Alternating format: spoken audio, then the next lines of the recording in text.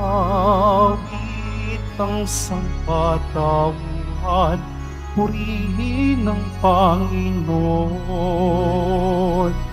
Papuri sa kaitaasan, siya'y papurihan, Diyos ng lahat. Papuri sa kaitaasan, siya'y papurihan, ngayon at magpakailanman. Sa ngalan ng Ama, ng Anak at ng Espiritu Santo, Amen. sumainyo ang Panginoon. At sumaiyo rin. Mga kapatid, aminin natin ang ating mga kasalanan upang tayo maging marapat gumanap sa banal na pagdiriwang. Inaamin ko Sa makapangyarihang Diyos at sa inyo mga kapatid, na lubha akong nagkasala sa isip, sa salita, sa gawa, at sa aking pagkukulang. Kaya'y sinasamo ko sa mahal na Birheng Maria, sa lahat ng mga anghel at mga banal, at sa inyo mga kapatid, na ako'y panalangin sa Panginoong ating Diyos. kawan tayo na makapangyarihan Diyos, patawarin tayo sa ating mga kasalanan, at patnubayan tayo sa buhay na walang hanggan. Amen. Panginoon, kaawaan mo kami. Panginoon, kaawaan mo kami. Kristo, kaawaan mo kami. Kristo, kaawaan mo kami. Panginoon, kaawaan mo kami. Panginoon, kaawaan mo kami. Manalangin tayo.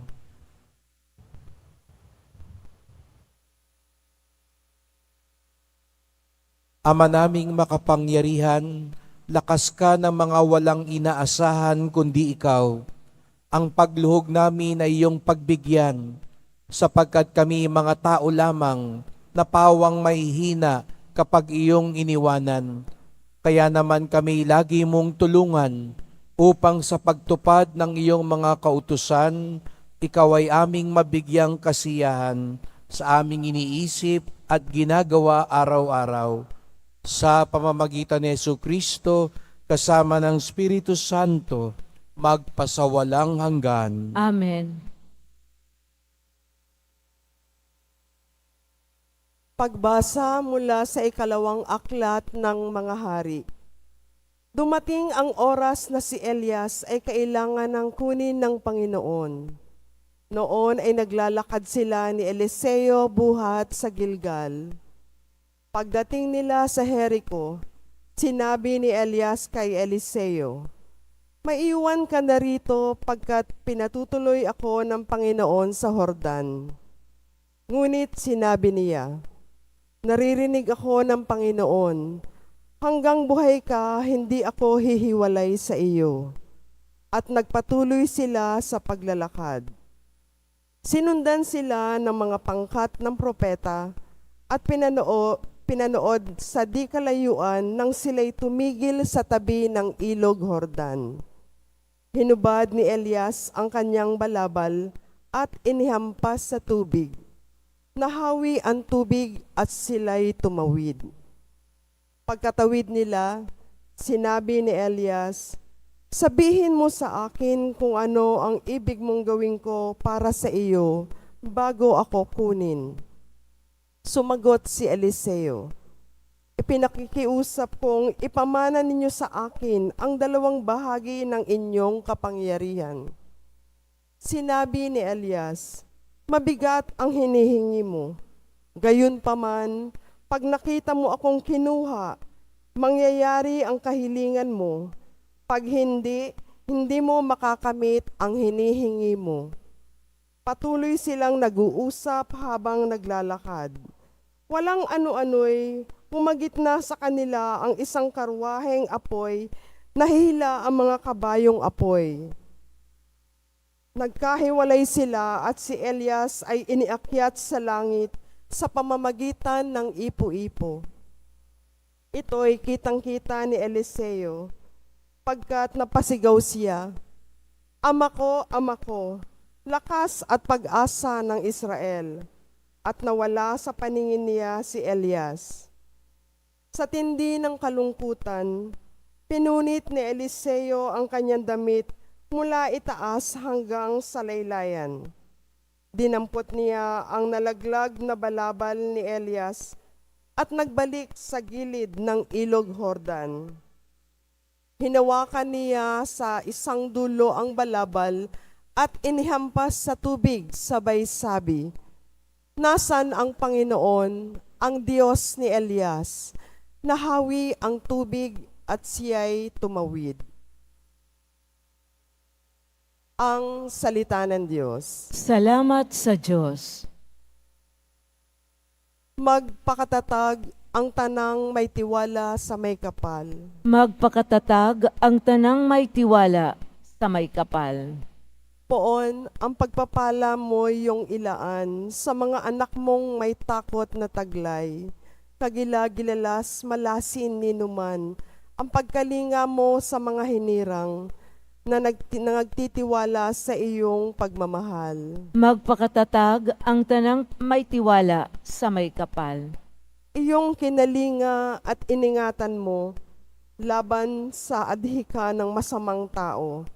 Dinala sa ligtas na dakong publihan upang di hamakin ng mga kaaway. Magpakatatag ang tanang may tiwala sa may kapal. Mahalin ang poon ng mga hinirang ng lahat ng tapat ng mga nilalang.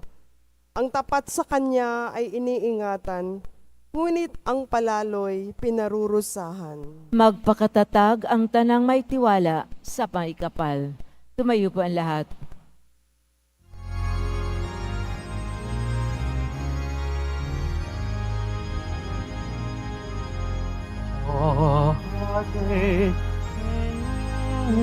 Hallelujah, hallelujah,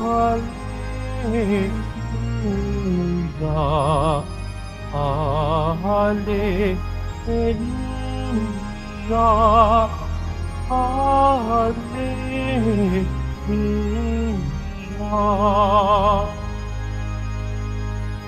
Ang sa'king nagmamahal, tutupad sa aking aral, ama't ako'y mananahan.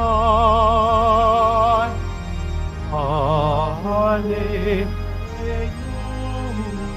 hallelujah, hallelujah, hallelujah.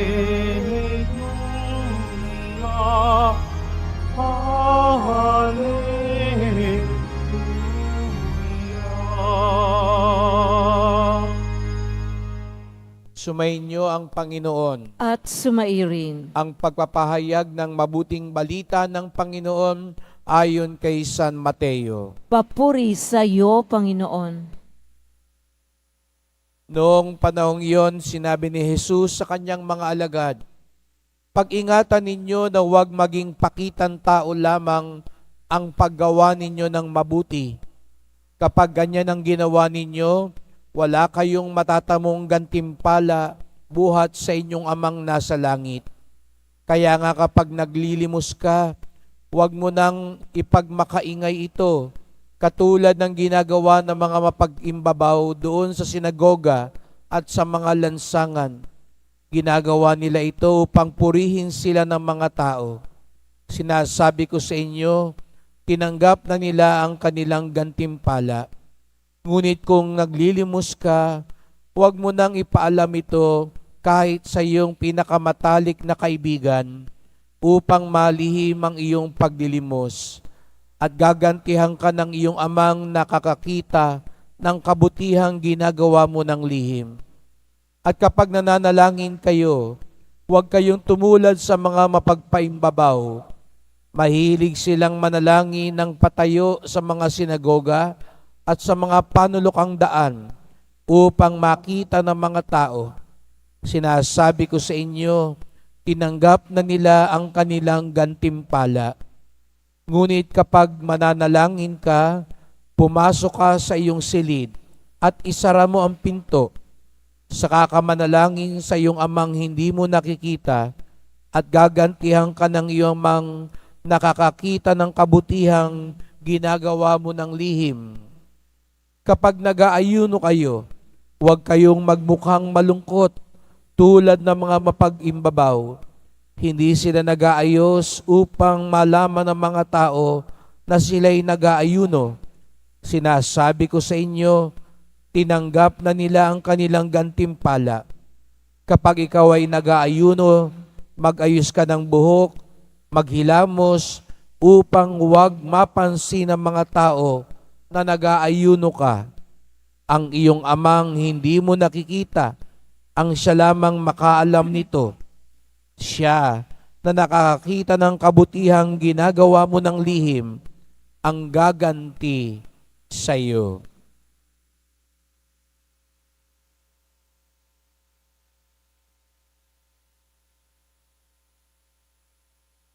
Mga kapatid, ang mabuting balita ng ating kaligtasan. Pinupuri ka namin, Panginoong Heso Kristo. Magandang umaga po sa inyong lahat at maligayang pagdating sa tahanan ng ating mahal na pong Hesus Nazareno.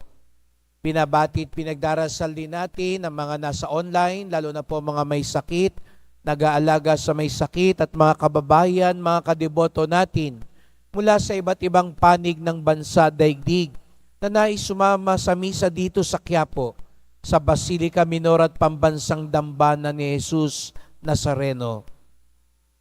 Ang ebanghelyo natin ngayon, kung kayo po'y masugid na nagsisimba, ay laging ipinapahayag tuwing Miyerkules ng Abo, kapag nagsisimula tayo ng Kwaresma, sapagkat ipinapaalala sa atin ang kahalagahan ng pagdarasal, pagsasakripisyo, at pagkakawang gawa.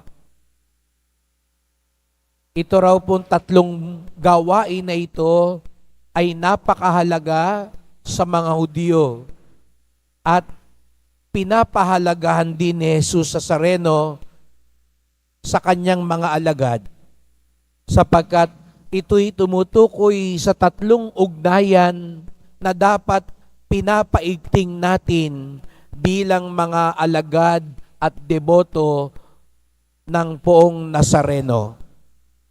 Pag tayo'y nagsasakripisyo gaya ng pag-aayuno, nagtitimpi tayo. Ito'y ugnayan natin sa ating sarili. Pinapatunayan natin na nakakaya nating magtimpi. Tama ang ating ugnayan sa sarili natin. Hindi tayo nagpapadala. Kaya nga, katulad ng pagsasakripisyo, pag-aayuno, kahit gutom ka, pwede kang tumanggi sa pagkain. Sapagkat yun ang tamang ugnayan. Hindi tayo nadadala ng sarili natin lamang. May higit pang lakas tayo. Kaya hindi tayo nadadala ng damdamin natin. Hindi dahil galit ka, mananapok ka na, magmumura ka na. Hindi tayo mapusok. Kaya ang pagsasakripisyo, ipinapakita sa atin ang tamang ugnayan sa sarili. Ang kawang gawa, ipinapakita ang tamang ugnayan sa kapwa. Hindi tayo makasarili. Hindi lang sarili natin iniisip. Kaya pag nagsisimba tayo, sumasama tayo. Hindi tayo nagdarasal ng sarili natin. Tayo'y sumasama sa komunidad. Pag tayo'y nakakakita ng ating kapwa, isinasaalang-alang natin sila. Hindi dahil busog tayo, wala na tayong pakialam sa kanila. Kaya kahit minsan, kung kailangan bawasan natin yung kakainin natin, bawasan natin yung isusuot natin para meron ng iba, ginagawa natin ito. Dahil ang tunay na deboto, hindi sarili ang iniisip. Ugnayan din sa kapwa. At ikatlo, ang pananalangin, sapagkat ipinapakita rin ang tamang ugnayan sa Diyos. Kaya nga, lagi nating ipinapaalala, yung pagdarasal natin, hindi sarili lang natin. Ang talagang tunay na dasal, hindi kalooban natin, kundi kalooban ng Diyos ang nananaig. Hindi tayo dumadayo sa Quiapo para utusan ng Nazareno, kung hindi sumunod sa poong Nazareno. Ang pagdarasal, hindi paglalahad kung anong dapat gawin ng Diyos. Ulitin ko po, ang pagdarasal, hindi tungkol sa gagawin ng Diyos, kung hindi ko anong gagawin natin. Itong tatlong bagay na ito ay nagpapaalala sa atin ng tamang ugnayan. Ang tunay na deboto, tama ang ugnayan niya sa sarili niya, katulad ng ginagawa sa sakripisyo. Hindi siya nagpapadala sa bugso lamang ng sarili. Tamang ugnayan sa kapwa, kaya may kawang gawa. Hindi sarili lamang ang isinasaalang-alang. Panalangin, tamang ugnayan sa Diyos, sapagkat ang kalooban ng Diyos ang nananaig. At kaya nga ito'y binasa uli sa atin ngayong ordinaryong panahon, paalala din. Lagi ko pong sinasabi ito sa Kwaresma. Ang tatlong bagay ito, kaya pinapaigting sa Kwaresma para ipaalala sa atin, dagdagan tuwing Kwaresma. Hindi lang ito ginagawa tuwing Kwaresma. Kaya nga ngayong ordinaryong panahon, parang pinapaalala sa atin. Kasi kailan ba natapos ang Kwaresma? Nung Abril pa. Kaya nandyan pa rin ba ang kawang gawa? Baka antayin na naman natin uli ang Kwaresma bago tayo magkawang gawa uli. Baka antayin natin ang Kwaresma para magsakripisyo uli. At tapos na yung Kwaresma. Kaya nga yung iba, di ba? Wala na. Wala nang ayuno, wala nang sakripisyo. Antayin na natin kapag nagpahid ulit tayo ng abo. Hindi po. Yung pananalangin, ito po ay bahagi ng ordinaryong pamumuhay ng isang Katoliko Kristiyano. Kaya nga siguro pinabasa uli sa atin ngayon, kalagitnaan ng taon, dahil baka nakakaligtaan na uli natin. At higit sa lahat, ito'y ginagawa natin ng may kataimtiman. Hindi natin ginagawa ang kabutihan para magpakitang tao, para magpa-impress, para hangaan tayo ng iba. Hindi rin nga natin ito ginagawa para lang magkagantimpala sa langit. Katulad kahapon sa pagmamahal sa kaaway, bakit natin minamahal ang kaaway? Dahil dapat likas sa isang deboto ang maging mapagmahal. Bakit tayo nagdadasal? Hindi dahil may hinihiling ka lang sa Diyos. Hindi dahil nangangailangan ka lang. Kung yun lang ang dahilan ng pagdarasal natin, kulang po yun. Kahit wala kang pangangailangan, dapat nagdarasal ka pa rin. Bakit ka nagkakawang gawa? Kasi blessed ako, Father Meron ako ngayon. Kahit minsan kulang pa rin tayo sa buhay, hindi to dahilan para hindi tayo magkawang gawa. Bakit ka nagsasakripisyo? Kasi may hinihiling ako para pagbigyan ako ng Diyos. Kaya ako nagsasakripisyo. Hindi po. Kaya natin ito ginagawa dahil gusto natin tunay na mapalalim ang ating ugnayan sa Diyos. Taimtim natin itong ginagawa dahil likas ito sa isang tunay na deboto, isang tunay na Kristiyano. Katulad ni Jesus Nazareno, kaya siya gumagawa ng mabuti, hindi dahil mabuti tayo, Gumagawa siya ng mabuti dahil mabuti siya, dahil maawain siya, dahil mapagmahal siya. Kaya't ipagdasal natin ang bawat isa, paigtingin natin uli ang pagsasakripisyo, pagkakawang gawa, pananalangin, hindi para magpalabas, hindi dahil may hinihiling tayo, kung hindi ito'y dahil tunay tayong mga alagad at deboto ni Jesus Nazareno.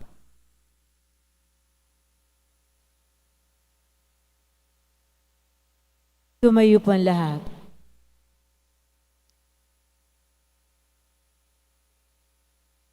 Mahal ko mga kapatid, manalangin tayo sa Diyos ng katotohanan at pag-ibig para sa mga biyaya ng katotohanan at katapatan sa simbahan at sandaigdigan. Ang ating tugon, panatilihin mo kaming malinis sa iyong paningin, O Panginoon. Panatilihin mo kaming malinis sa iyong paningin, Panginoon. Ang simbahan naway isaloob ang gawain at misyon ng pagpapanibago upang malinaw na maunawaan ng lahat si Kristo. Manalangin tayo. Panatilihin mo kaming malinis sa iyong paningin, O Panginoon. Ang mga pari at mga reliyoso naway maging mga masigasig na tagapagpahayag ng Ibanghilyo sa pamamagitan ng pagsaksi sa kanilang sariling buhay. Manalangin tayo. Panatilihin mo kaming malinis sa iyong paningin, O Panginoon. Ang mga lingkod ng pamamayan at komunidad naway maging tapat at hindi makasarili sa kanilang gawain ng paghahatid ng katarungan, karangalan at pagkakaisa sa mga taong kanilang pinaglilingkuran. Manalangin tayo. Panatilihin mo kaming malinis sa iyong paningin, O Panginoon. Ang mga may sakit at mga nabibigatan sa buhay, naway makita ang di karaniwang pag-ibig at pagkalinga ng Diyos sa pamamagitan ng kanilang mga kapamilyang nag-aalala sa kanilang kapakanan. Manalangin tayo. Panatilihin mo kaming malinis sa iyong paningin, O Panginoon. Ang mga yumao, naway masiyahan sa walang hanggang kapayapaan ng Diyos. Manalangin tayo. Panatilihin mo kaming malinis sa iyong paningin, O Panginoon. Ama naming Diyos, tulungan mo kaming ibigin at paglingkuran ka sa diwa ng katotohanan sa pamamagitan ni Jesus na aming daan patungo sa iyo. Hiling namin ito sa pamamagitan ni Kristong aming Panginoon. Amen.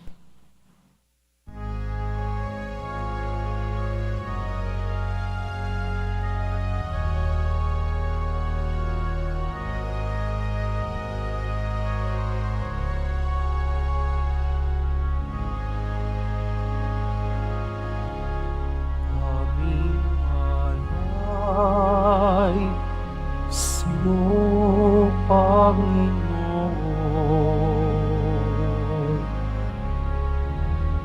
Ang tinapay at alak na iyong kaloob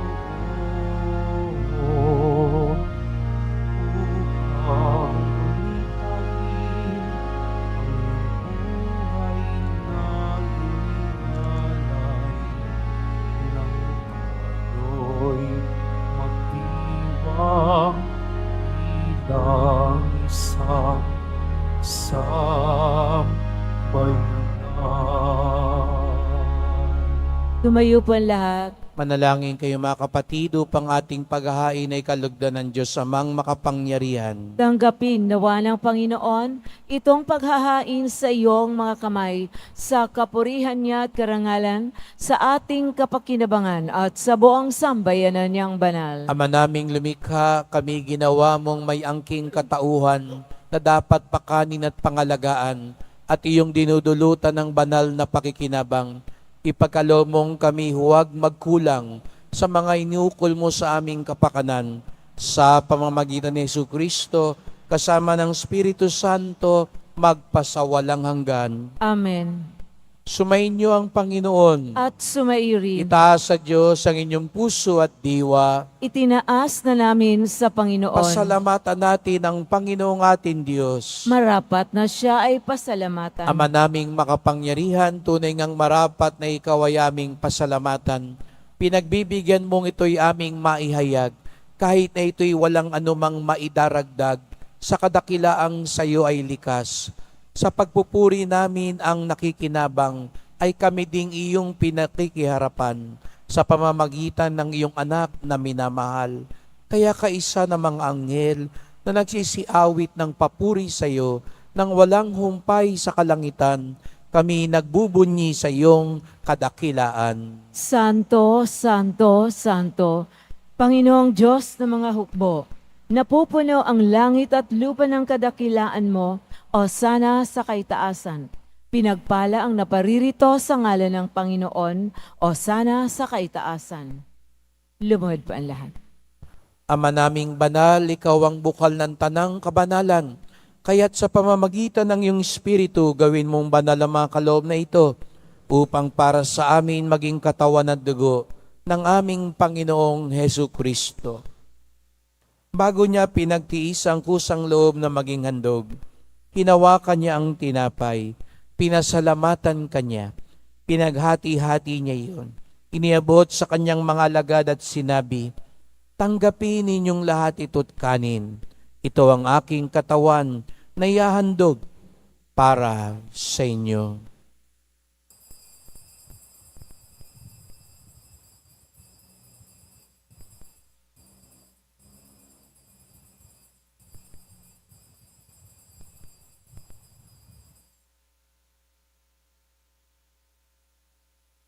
Gayon din naman nang matapos ang hapunan, hinawakan niya ang kalis. Muli kanyang pinasalamatan. Iniabot niya ang kalis sa kanyang mga alagad at sinabi, "Tanggapin ninyong lahat ito't inumin. Ito ang kalis ng aking dugo, ng bago't walang hanggang tipan. Ang aking dugo na ibubuhos para sa inyo at para sa lahat sa kapagpapatawad ng mga kasalanan. Gawin niyo ito sa pag-alala sa akin."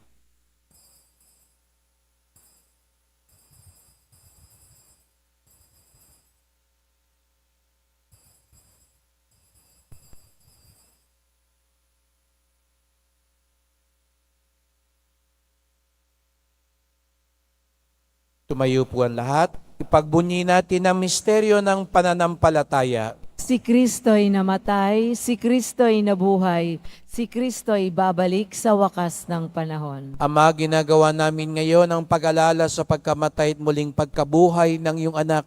Kaya tinalay namin sa iyo ang tinapay nagbibigay buhay at ang kalis na nagkakaloob ng kaligtasan.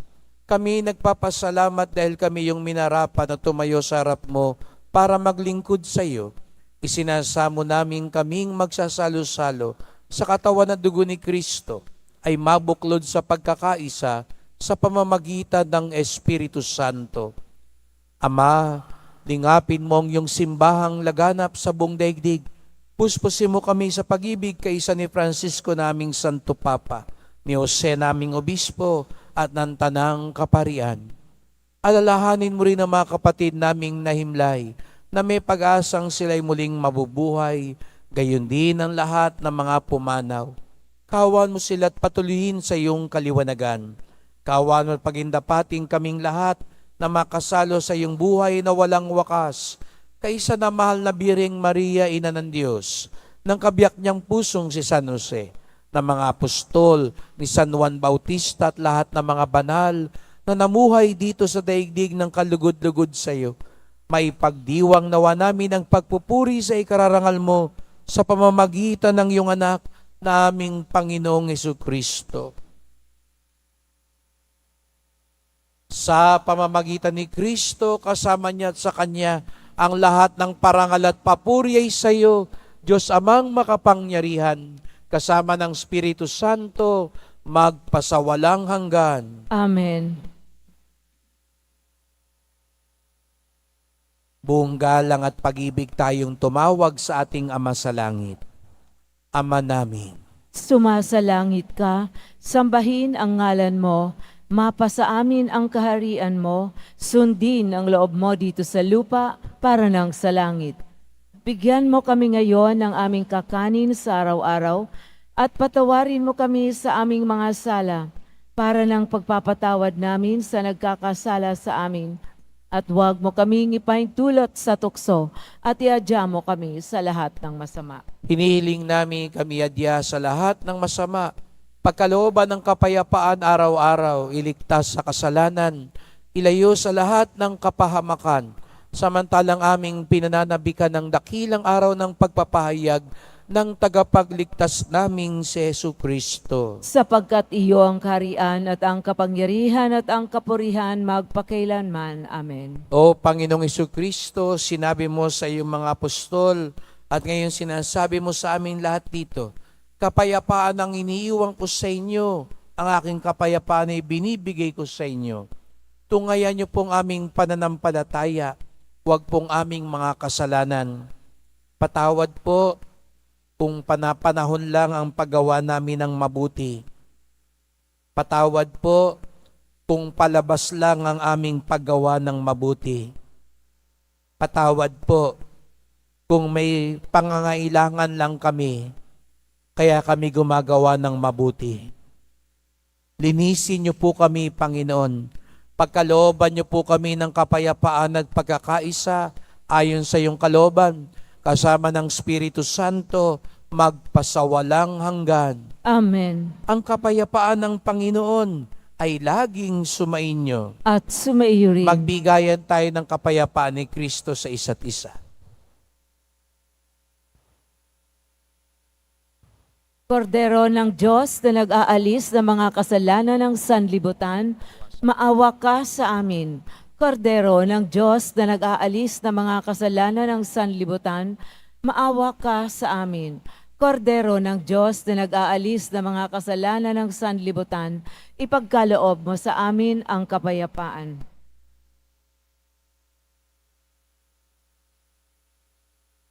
Narito ang ating Panginoong Jesucristo, ang pinagmumula ng lahat ng kabutihan at kataimtiman. Ang kordero ng Diyos nag-aalis ng mga kasalanan ng sanlibutan, mapapalad ang inaanyayahan sa kanyang piging. Panginoon, hindi ako karapat-dapat na magpatuloy sa iyo, ngunit sa isang salita mo lamang ay gagaling na ako.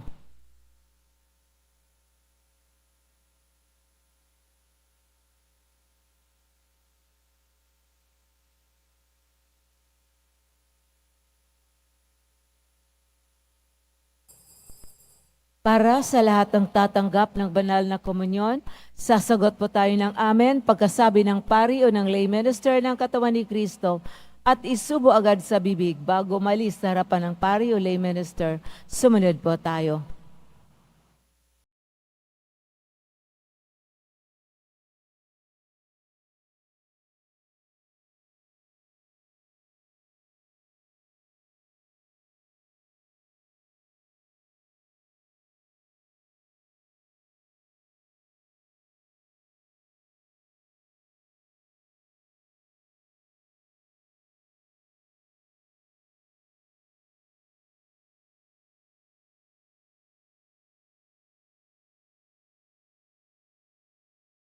Tayo. Ama naming mapagmahal, ang pinagsaluhan naming banal na pakikinabang na nagpapahiwatig ng iyong pakikisa sa tanang naritong nakikipagdiwang ay magdulot nawa ng pagkakaisa sa iyong sambayanan sa pamamagitan ni Jesucristo kasama ng Espiritu Santo magpasawalang hanggan. Amen. Salamat po sa inyong pagpunta dito sa Quiapo. Ingat po kayo sa pag-uwi. Salamat po sa mga naglingkod sa misa at sa inyong tulong sa simbahan. Mga pamisa, love offerings, online donations para po sa patuloy na pagpapagawa, pag-ayos at paglinis ng simbahan at sa mga nagdadala po ng bigas, dilata, noodles at iba pang pangayuda. Salamat po dahil ang pagtulong natin dito sa Quiapo ay regular. Hindi ito panapanahon o kung kailan lamang, kundi tuwi na, sapagkat ganun ang tunay na deboto, may pagmamalasakit din sa ating kapwa. Ang paggawa ng mabuti ay hindi palabas, hindi panapanahon lamang, hindi dahil may pangangailangan lamang tayo. Gumagawa tayo ng mabuti dahil mabuti sa atin ang Diyos. Sumainyo ang Panginoon. At sumairi. Mahal na pong Jesus Nazareno, inihayag mo sa pamamagitan ng krus ang walang maliw na pag-ibig ng Diyos sa sangkatauhan. Pakinggan mo ang kahilingan ng iyong angkan na nagsusumamo sa iyo. Makamtanawa nilang iyong katugunan at tanggapin ang kasagutan ng may utang na loob na tinatanaw. Basbasan din po ninyo ang dala nilang mga imahe at dasalan sa pamamagitan ng bendisyon na ito. Naway maalala nila mga pangako sa binyag na ikaw ang kanilang ibigin at paglilingkuran bilang Panginoon, magpasawalang hanggan. Amen. At pagpalaing kayong lahat ng makapangyarihang Diyos, Ama at Anak at Espiritu Santo. Amen. Humayo kayong taglay ang kabutihan at awa ng Poong Jesus Nazareno. Salamat sa Diyos.